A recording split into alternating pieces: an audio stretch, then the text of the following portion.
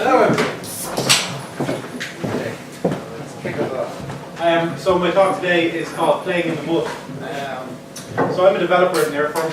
I work for their open source group, and my work is primarily focused on microservices. So I build microservices systems, I develop microservices tools, and I tend to blog and write a bit about it. So at Airform we're building some real world systems and tooling. So the idea being this isn't stuff that we're going to open source and never use ourselves because it's perfect. It's works and all. The way we're developing it is in a similar style to how we would develop professional services software for our customers. But today we're going to show a developer-focused search engine, which is NodeZoo. I'm sure you've all seen the old one, if you've seen any of Richard's talks. So we're doing an improved version today. We've got a metrics dashboard and pipeline, so some really interesting microservices within that system. And this is all MIT, you'll be able to download it later. We've got some tools to improve developer experience. And if you were eagle-eyed, you've probably seen I was running something just before we started. That's huge. That's a microservices tool for Node.js systems, and it allows you to spin them up and scale them out in a developer context. But it enables you to kind of use Rails for microservices essentially. Now all these systems can be used as a reference. So one of the things we want to do is give back to the community, and by providing reference systems, we're able to kind of say, look, this is our take on microservices. It's not necessarily the right way, but it works for us. So some of the reasons we're doing this is because we dog food our own work. So a lot of this is coming from a kind of a selfish place, in that we need these tools for ourselves, for our customers. They're tools that people have asked for in the enterprise space, and we want to empower the community as well. So if we give all these tools away and somebody builds something on top of them that's even better, or if somebody says these are terrible and builds something better, it's job done. We've done a good job. And lastly, we want to move things forward. So I don't know how many of you work in the enterprise space, but if you're doing like .NET 2.0 or all the Java stuff, feel your pain. But we're trying to move it forward. So if we give away all these tools for free, well then there's no reason not to use them or play with them or take inspiration from them. And we'd like to play a small little part in moving forward away from the old mindsets. So for me it's been an experience. I've been doing this since late November, and we've been hell of a letter getting all this stuff done and getting it out. And I've learned a lot of lessons. I've had a lot of pain, I've had a lot of sleepless nights. We just didn't build, didn't work. We had to go back to the drawing board because the way we thought you would build a microservice didn't work in reality. But we got a lot of experience out of it, so I want to talk to you about that today. And essentially it's by comfort zone. So the way you think about building software, that's not how it's not how you do microservices. So you can't build a system of microservices in the same way you build a model. It just doesn't work. They behave differently, they compose differently. If you try and apply what you think you know in building software to microservices, you're probably going to fail, or at the very end, or at the very least, end up with a distributed monolith, which is not really microservices at all. So I like to say that they're fundamentally similar, but totally different.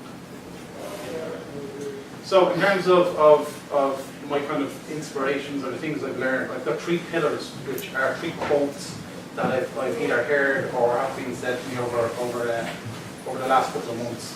And I've pretty much changed how I build software because of these 3 quotes. So the first one is, I thought of objects being like biological cells and or individual computers on a network only able to communicate with messages.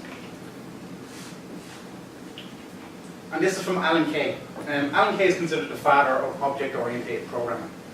And he's given some fabulous talks, and he's written a lot on how you do object-oriented programming.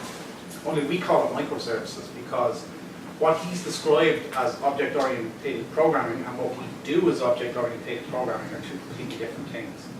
So while we call him the father of OOP, it's probably better to call him the father of microservices.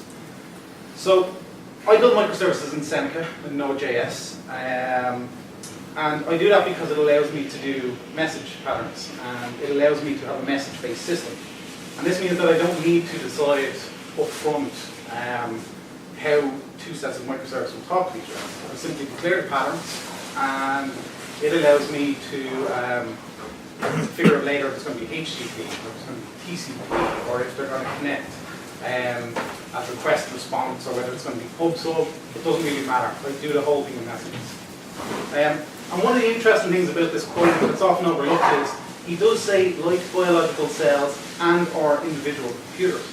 And this is important. Everything I show you today runs as a plug-in and a microservice. So the idea is that you can coalesce these into a single monolith if you wish, because sometimes that makes sense.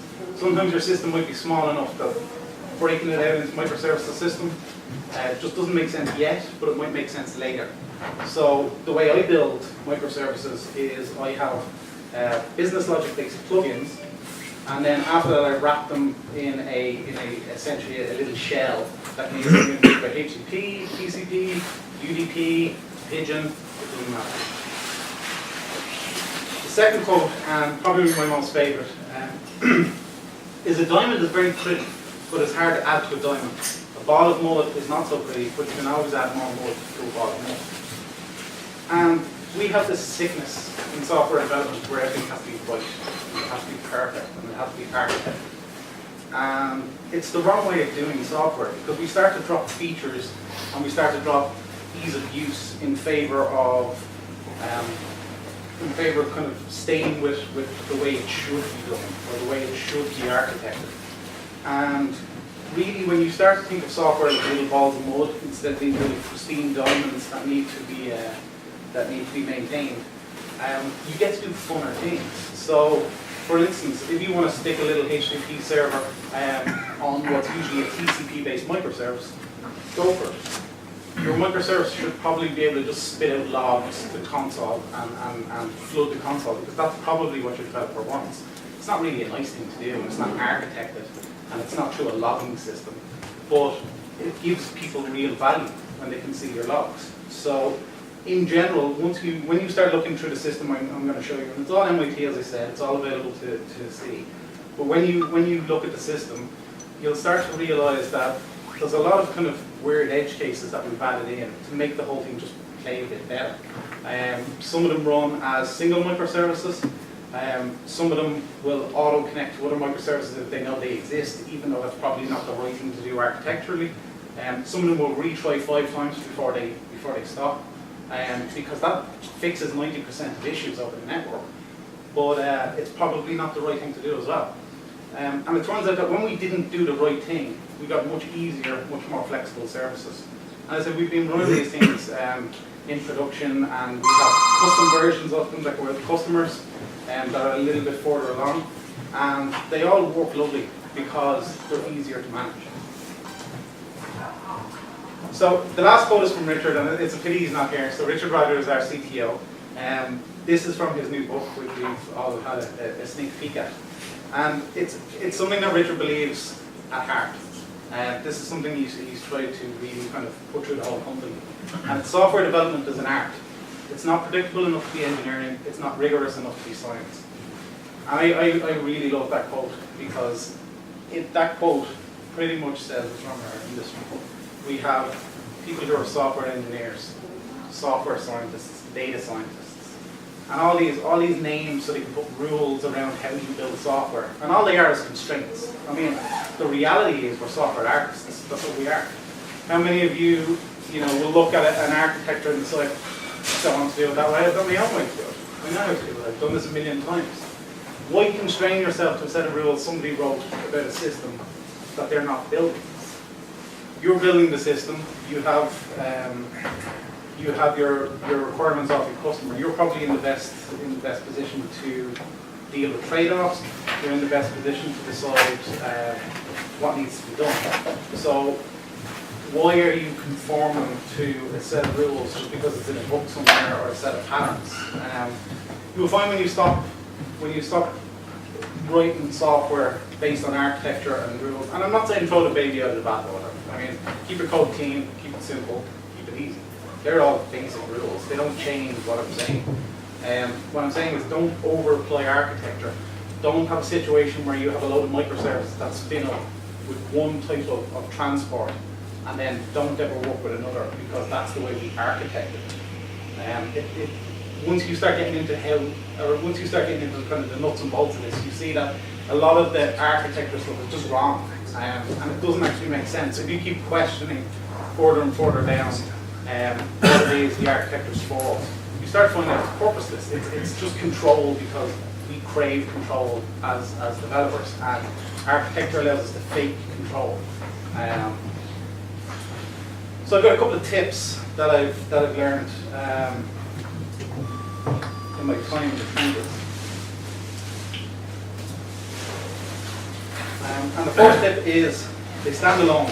So if you're a microservice, if any given microservice in your system can't run on its own, and I mean without a database, it mightn't do anything, or it might just tell you it can't make a decision, or it can't send you data. But if you can't run each individual microservice as its own thing, on its own process, without all of the rest of the infrastructure architecture there, then it's not a microservice. I mean, at best, it's a distributed monolith. I'll hurry up now, it's the beat stuff. But the problem is that it's really easy to build a really good distributed monolith, but it's not a microservice system. And when you build a distributed monolith, you make dependencies that will bite you in the bum later on. So really what you're looking to do is make sure that every single microservice you have can run alone. And the easy way to test it is if you can spin that microservice up and talk with your chosen transports or HTTP or UDP and ask it questions and get back answers, well then we're good. If you need to spin up a database, or you need to spin up Redis or any other service to get your microservice working, you probably fell at the first hurdle. The second one is the network hates you. And I think we all know this, and I think it's fair. Sometimes the network just won't participate in what you're trying to do. So sometimes it will drop packets, sometimes it will do weird things like hold data while you thought things were coming in once a second, and the network has other ideas. You need to robustly counter the network's attempts to ruin your day at every level of your microservice system. So every single service that you have needs to be robust enough to guard against the fact that the network might head off into town later on and just never come back. The reality is that you have to accept that the network is just never ever going to be perfect, and you can never depend on another microservice being where you think it is. So you really just need to handle the edge cases. So if for instance a microservice goes down that you're depending on, just answer back and say I don't have enough context, or I don't have enough information. Some people talk about failing fast, and while I agree with fail fast, I generally mean that on an answer basis. If you don't have the answer, come back and say, I don't know, or I don't have the answer. Don't crash the system just because. Don't crash the system just because you don't have enough data. Don't time out just because you have enough data. Come back and say, I can't help you. Try again later. The nice thing about that is you can build in things like I will try 5 times, and if I can't get an answer in 5 times, I will have the microservice switch itself on. You can do things like this because generally any issues you have with the network are easily resolved by just giving a bit of time. But for other issues where your database or your data center has gone on fire and isn't coming back, don't have microservices running that are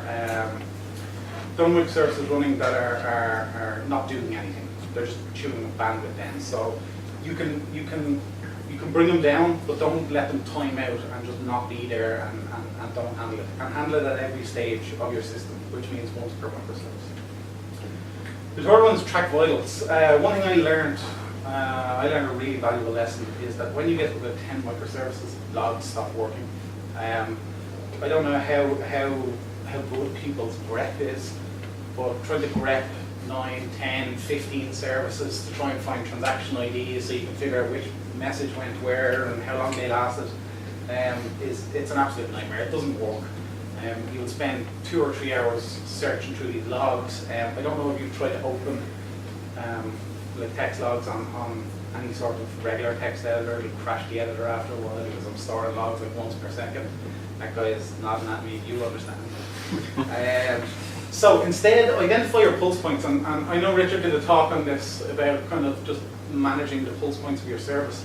Every service you build or every system you build has an intrinsic set of information that you know about the system. One of the examples is NodeZoo, which is the system I'm going to show you. I know, for instance, that when I send out a request for information, that I have 2 services that can answer back. So if my system is healthy, I have a 2-to-1 ratio, and I know this. So if I track that vital, all I need to know is when wasn't it 2-to-1, when was it 1-to-1, when was it 1-to-8, and I know when I have an issue, and I don't need to track logs. All I need is one metric once per second, and I can roll all these up into a time series database, and I don't need to store gigabytes of logs that I need to go looking through. So absolutely keep logs, and I mean you can never have too much information about your system, but start learning to figure out where your vitals are. And once you figure them out, you can track them. Once you can track them, dealing with issues like slow dying systems is much easier because you can track it over time. And the last, number 4 is features win, always. And my little quote is, if it needs a UDP server, do the damn UDP server to the back.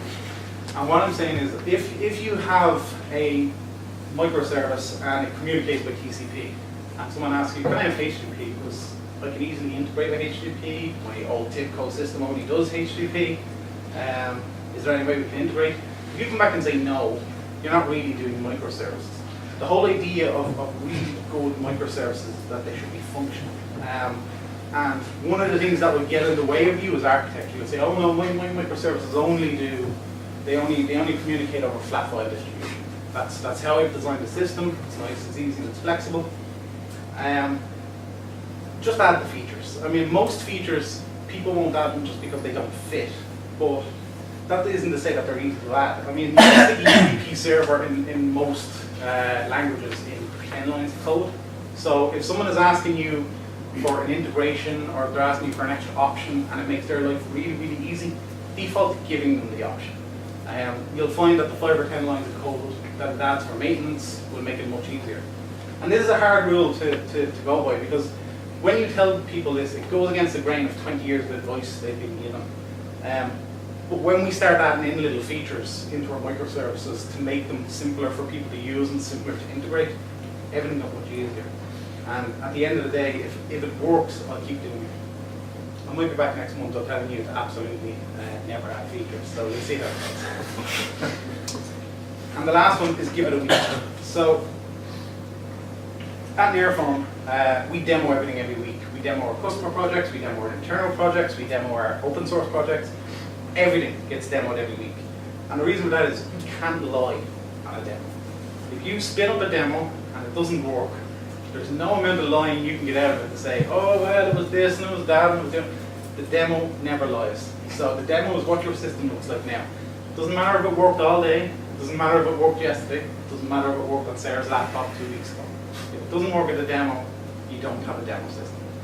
And if you have, or if you maintain this kind of every single week, but must demo more, either functionality or features or changes or improvements, you get locked into only ever planning things on a week-by-week basis because you can't handle multi-week changes. You just can't handle it because if you come to your demo next week and say, oh, I don't have anything new, but I've started refactoring it, and the customer's going to go, I don't really care about refactoring. Where's my little button? You know, or where's the search box I wanted, or where's the X, Y, Z? So if you, and it's hard to do, and pretty much if you're doing Agile or you're doing anything, it'll be simple to get this in. If you're going off to gather requirements and spending 6 months doing microservices, they're not going to be what you think they are at the end of the cycle. So bring it back if you can, and literally try and every week do a little bit of functionality, and then do a little bit of functionality and then demo it. And you will see that a customer will gain confidence once you start doing it like this because you're showing them progress. And never underestimate that most customers don't care what architecture you use. They don't care that the UI is 20% faster. They care about features and functionality. Stop fighting that and just accept that's the way it is. Because these are the people who are buying your software, and they're buying it because you're giving them value. So give them the value by demoing it every week and proving that you're building the system up on an iterative basis. The final last thing about that is, when you can do that, you can start adding in little changes that normally you would have to pull through a customer. You can just start adding them in slowly but surely, because now you're on an iterative design. You can use technical debt to your advantage, and you can turn around and say, well, you know, I might just make this a timer this week. And actually, it's quite interesting when I show you the demo. All of our metrics are all running on one single timer, because that's all we need at the moment. There's no point building a whole metric snapshot system to demo metrics coming down onto the screen. And all I needed was a timer that sends data out once per second over a website. I can iterate on it next week, I can iterate on it the week after, but in that week I was able to get a demo system up and running. I'm going to demo to you today. So demo time. We're going to be showing you VD Insights, which is a metrics collection, storage and dashboarding solution. And it's a reference system. So we're going to use it for custom metrics for customers of ours. And we're going to use it for tracking metrics of the Node Zoo system, which you'll see shortly. We're going to use it for tracking Seneca message, flow rates. But it's a springboard. It's still quite new, and it needs some additional work to kind of get it up to premium. But it's a good starting point in terms of microservice systems. We've got Node Zoo, which is our search engine. Richard has showed this a couple of times before. We showed the old version. We've got a nice shiny new version.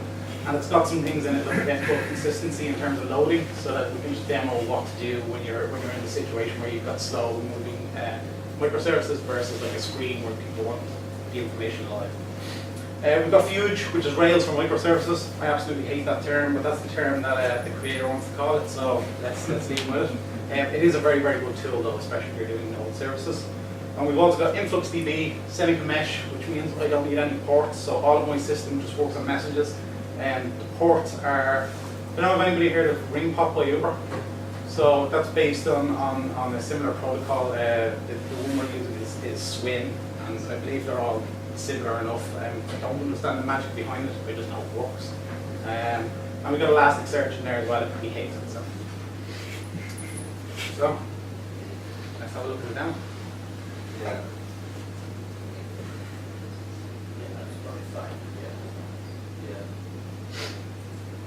So our demo's been running for since I came in, so it's been running for about 44 minutes. And what we're demoing on the dashboard is the Node Zoo system broken down into a set of microservices. So the microservices I have are Node Zoo base, which manages meshing all my systems together. And this is a short-term microservice. From next week or the week after, they will be able to mesh to themselves, but right now our implementation means that they don't.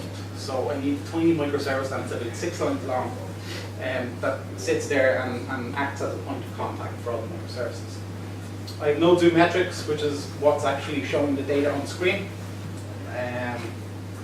I have Node Zoo info, which is the page I'm going to demo to you, where I hit the page and I get some information back from GitHub and NPM.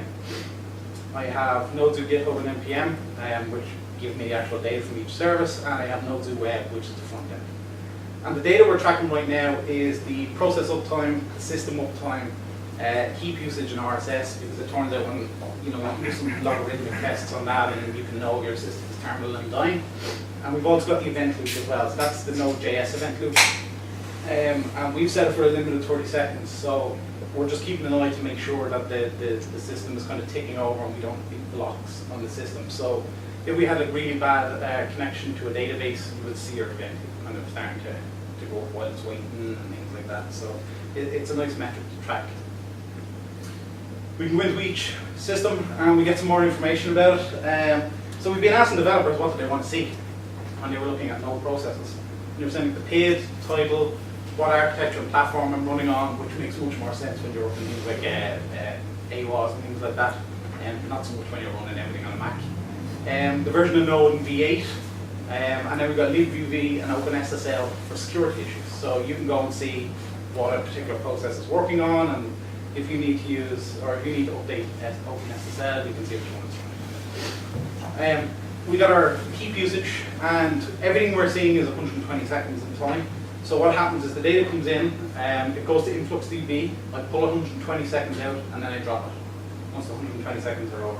because all I want is a window. I don't need to store the data at 120 seconds. I don't think anybody needs that sort of information. So in about an hour, Influx will roll up the data into 15-minute cycles, and then we'll use that for analysis. We've also got the event loop in its kind of 120-second format. And one of the nice things to see is, if you can see just after 7:27:20, you can see the eventual consistency of the dashboard. So what happened here is we're tracking everything over UDP, and sometimes UDP drops, or sometimes Influx will get a bunch of data that it was expecting that came off the pipe, and it will batch it all together. And rather than crashing the system because we got either a burst or a drain of data, we just take it all in, and the charts will become eventually consistent themselves. Because it turns out that sometimes when you have blemishes in your data, it just doesn't matter. Like in 120 seconds they disappear, and overall it won't impact the averages, not to the degree that your data will go out. So we do a lot of work just to make sure that any blemishes are just ignored, essentially. So the system won't crash. It'll just chart them as best it can and move on. So NodeZoo, Richard has demoed NodeZoo a couple of times, and the idea of NodeZoo is to give you a full system, and it's got like 4 microservices. Our interns are actually just finished NodeZoo Travis, so they give you Travis information on your last build. Didn't get a chance to get it in today. But NodeZoo gives you enough microservices to play around with and build on. And what it's really useful for is if you work in a company that does Node.js and you're looking to do like audits on your Node.js modules, you can build in your rules into NodeZoo, and then only populate it with the data that passes those rules. So you essentially get a filtered set, and this is what we're using NodeZoo for. I'm not planning on taking on NPM. That's not the purpose of this at all. It's much more for kind of enterprise grade search, because we've been asked for this for a couple of times. Different companies have different auditing rules. It might be around licensing, it might be around security, it might be around particular modules they use. So we give NodeZoo as a base. Their own developers will customize it out the way they like it. It's all at MIT, so there's no issue in terms of licensing. And then they go ahead and use it. So just to give you an idea, we can pre-populate NodeZoo with information by running this info tag, and this just stops me having to pull down the whole of NPM onto my laptop, as much as I'd like to. So we can pass in a couple of things. So you got like Fuge, which is the tool, and again this is eventually consistent as well. So it'll go off the network, and as it finds information, it'll WebSocket it down, and there you go. And then once it's got all the information, because it knows I'm expecting 2 bits of information, it knows I'm looking for GitHub and NPM. So once it has it, it just stops asking. So that's the idea on NodeZoo. So in terms of how we're running all this, so we're running it all with Fuge. And if you notice, one of the interesting things is I'm actually running 2 versions of NodeZoo Search, and we can start another one.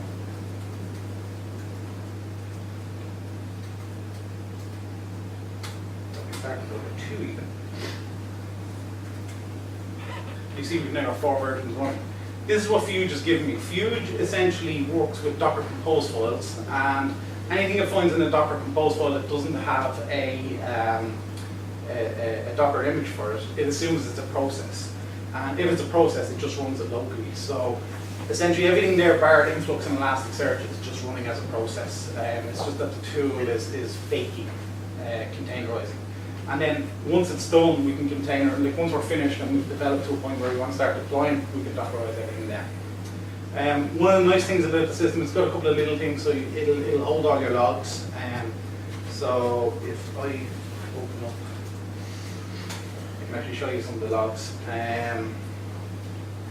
So when you develop a system, you give it a config file, you give it some Docker Compose files, and it depends. You'll have one for like dev, you'll have one for systems, one for infrastructure, one for everything when you're just doing local dev, and then after that you'll give you the logs. It's got some cool integrations as well. So one of the integrations that's coming is a terminal debugger. So when you've got your microservices up, you'll be able to debug particular ones with direct and maggot. And it's got a lot of generation stuff. I don't use the generation stuff myself. I prefer to kind of roll my own microservices as I need them. But again, if you're looking for speed, it's really, really cool. So in terms of the system, that's pretty much it, and everybody looks hungry, so we won't keep it too much longer. But the demo worked, so I'm happy enough with that. And I have all the links for each of the parts, and this slide set is going to go live shortly on the web. I definitely encourage you to go and have a look through how we've done it, and places where it's obvious that we have to, we haven't got time and we have to finish something off and do a little hack. And this is where I'm talking about playing in the mud. I got a demo out and it works, and you see it does what it needs to do.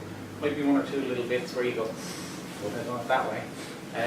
But that's the point of it, you know. So you can get the slides at playinginthemud.mcdonnelldean.me, or you can get them on GitHub. That's myself. Thank you very much. Has anybody any questions? Yeah, I have a question. So something you said early on in your talk just struck me because it was a question I had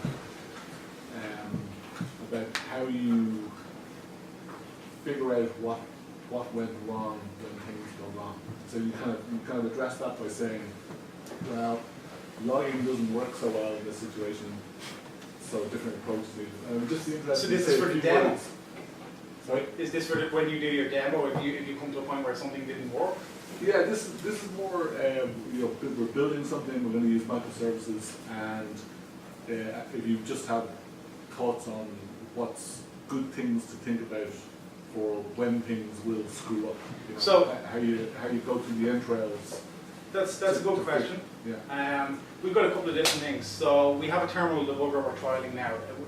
It's not 100% ready for production, but it'll be released very, very shortly. It's up on GitHub already, and it's called Terminal Dev Tools. I just didn't want to talk about it. So that allows me to debug live. That's my first one.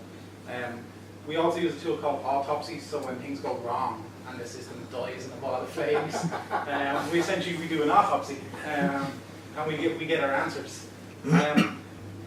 The vitals are what's most important. So in our production level systems, we will be tracking things like message flow rates, we'll be tracking message ratios, we'll be tracking things like logarithmic snapshots of data to make sure that after. So as an example, with VB Dashboard, and let me just pull it back up, we have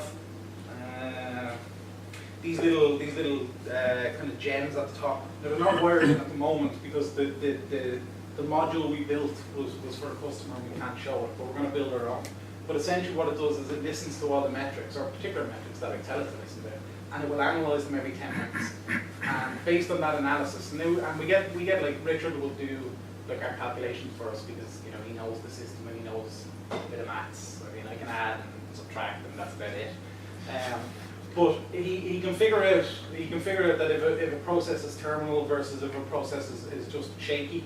And why? Because we know what the vital is. And we essentially make new metrics. So we can start lighting up these gems so that when something gets stressed, I can look at it with the debugger before I wait for it to crash and burn, essentially. And then good old-fashioned logs, like they still do work, and that's what I'm saying, don't get rid of them. But sometimes we found that the logs just weren't enough, and it was the vitals, because generally they're kind of second and third level derivative metrics. They're these fuzzy numbers that make sense in business logic, but not in. That's what was on my mind, which is that as you break things into their own services and they're all communicating, yes. Each has their own log. Yes. So painting the picture of what went wrong is a nightmare. And this is why we do vitals at a system level, and that's why I say logs just don't work. When you're trying to do 10 logs, trying to figure out why a message bounced from X to Z, Y to B, you will only do that maybe once or twice, and then go, microservices are not for me. So the only way I know to tackle that so far is to track the metrics, and it's not easy to figure out what the metrics are in your system. But your best bet is to look at what went wrong the last time and look at the numbers. That if you had a particular number or a particular set of stats, if you could enable that number, would it have stopped? Would it have stopped your system from crashing out? Or at least would it allow you to explain to the customer why his system went down? Are you looking at the question? Yeah. So you've this message passing. So can you record that and play back? That's up to you. So let me show you what we have. And by the way, I completely forgot to mention, how we're getting data here is a little open source preloader. So it's called Toolbag. A gentleman that works for us wrote it, but it's all open source. It was something he did in his own time. And I think I can actually show you that. And then I'll show you our metrics.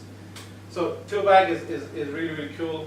You just do node -r Toolbag and your app, and it gives you loads of metrics, tons and tons of metrics. So can I see what metrics we do? There you go. So it's got a little Borland commander is what they call it, which is, we're going to be adding this in the next week or two into the dashboard. You have to stop and start the processes. And then it's got like HTTP reporters, GC stats.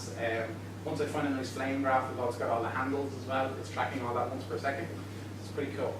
In terms of the metrics, and the reason I wanted to talk about that is because that's one of our sources of metrics. And what we did is we built a whole pipeline. So we got a thing called VD metrics, and this pipeline essentially just either emits or syncs metrics. So this is it here, and to answer your question, it's up to you. You build a plugin. So if you want to replay your metrics, you build a replay plugin, and that will store the data in a way that makes sense. Right now, I'm tracking the data in influx once per second, so I could replay the data, but it's not an event source system. So it wouldn't make sense in this regard, but you could essentially use it as an event source system. I probably want to be making it more robust if you were, but there'd be nothing stopping you doing. I presume you're getting onto event source. Yeah, that's kind of what I was thinking of. You know. I would love to build an event source system, but so far I haven't been able to, because every time I get up to a particular scale, it starts to choke itself.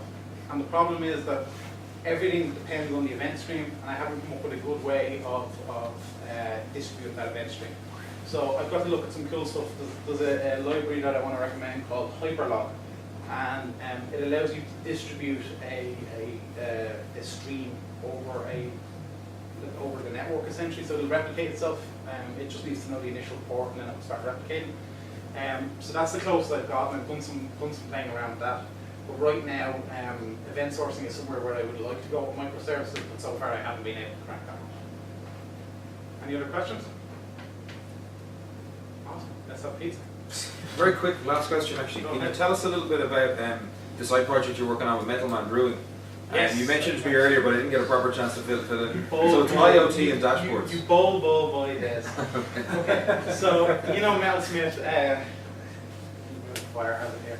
You know Mel Smith are the people who provide beer each month, and they provide it to a couple of our other meetups, and they also provide it to some of our conferences and things like that. And they're a local Waterford business, so they're really, really good to us, and we tend to try and be good to them. So one of the things we're going to do with the dashboard is they have, I think it's 10 little old PCL boards. And if anybody doesn't know what a PCL board is, it's like the SOA of Arduino, is essentially what a PCL board is. So I think, is that a fair enough assessment? Yeah, so PCL boards have these horrible little visual languages, and I mean they were fine when they were built, but they're not fit for purpose these days. So Metalman are tracking the stats, temperature, and your standard IoT sort of metrics. We're going to give them the dashboard. We're going to give them some hardware, and we are going to basically open source a brewery tracking system, and they're going to let us put it in. So the agreement was they don't pay, but we get to open source it. It has to be MIT. So all you'll need to track this up is a warehouse somewhere in Waterford, or preferably somewhere cold, a couple of Tesla boards, and the software, and that's it. So we're going to do all sorts of things. We're going to start off with just temperature, but then we're also going to put in some switches so they can switch various things on and off. And I think it'll be an interesting project. So as soon as that goes live, we'll probably start talking about it and generating some interest, because Metalman are big fans of the community, and they do like to get involved in all this. And the lady who runs it, Bronny, is actually quite technical, so she put in all the Arduinos, and she wrote some Postgres SQL to kind of track out some metrics and things like that. So it's a nice little gift to give them, I think, and especially since they career and out of their own pocket and things like that, So they're a good crowd, and we do want to give back. Anything else? No more secrets then. Okay, thank you very much.